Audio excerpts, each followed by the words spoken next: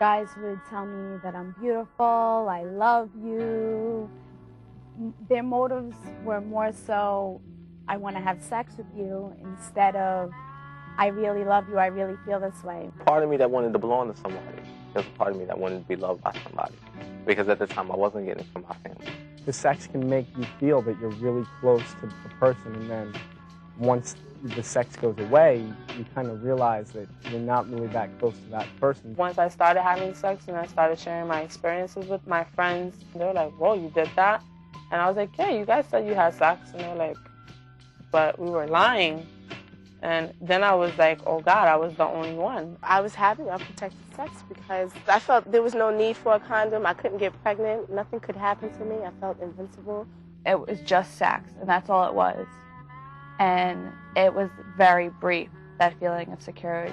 But those 10 minutes or that hour were enough for me to do it, you know? It was just, I was so desperate for that feeling that I would do anything to have it, basically.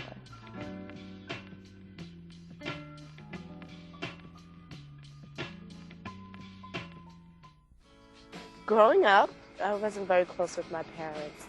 We didn't talk about personal matters. It was hard for me to talk to my parents. I actually turned to my friends and spoke about sex with my friends and spoke about different things that bothered me with my friends instead of my parents. I wasn't really that close with my parents. I didn't really talk to my parents about my friends, especially about girls, and I didn't really want to talk to them about what I would do in my free time, not necessarily because I was hiding anything, just because I didn't really want them in my business. My parents never really talked to me about sex. That's something I had to really discover on my own. I mean, as far as reading books and watching TV. So, I mean, it helped me out, but at the same time, it didn't lead me in the direction that most teens go in. I was about 11 when my parents got divorced, and it really affected me. Before, I was very achievement-oriented, and I was a straight-A student. I was the teacher's pet, and then I go on the flip side. I no longer wanted to go to school. I was very depressed.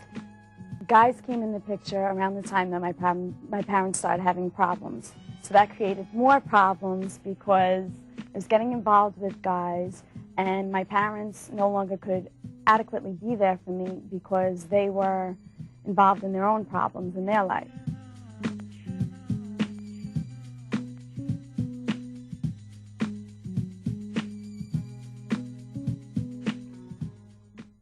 My relationship with my mom was a pretty good one, except when it came to boys, when it came to sex, talking about sex at home.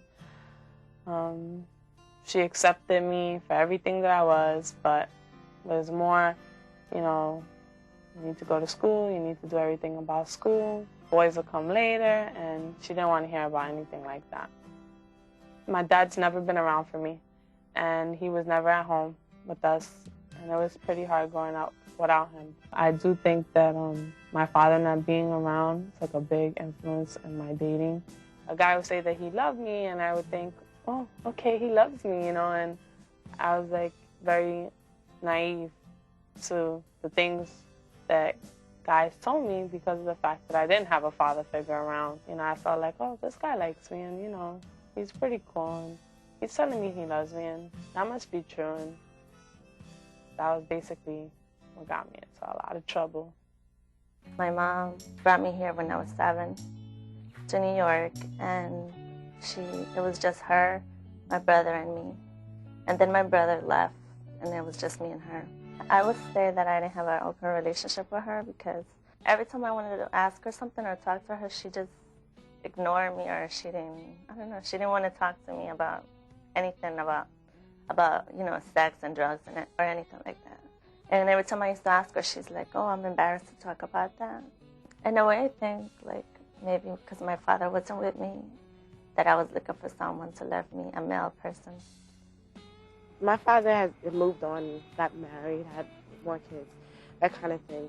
So I guess it was like me looking for a male figure in my life, you know, someone to, I can admit that, yeah, I was, you know, looking for that male dominant figure in my life saying, to do this, this is what I recommend you do and things like that. My father was very removed from my life. And once I got a little older and realized how removed he was from me, I felt like I didn't really have a father. And that my mother, she was always very anxious. And I got very angry at her for it. I felt that I was ignored. And that's when I started acting out. In 6th grade, I was 11, I guess, was when I started getting really interested in guys and when I first started hooking up with them.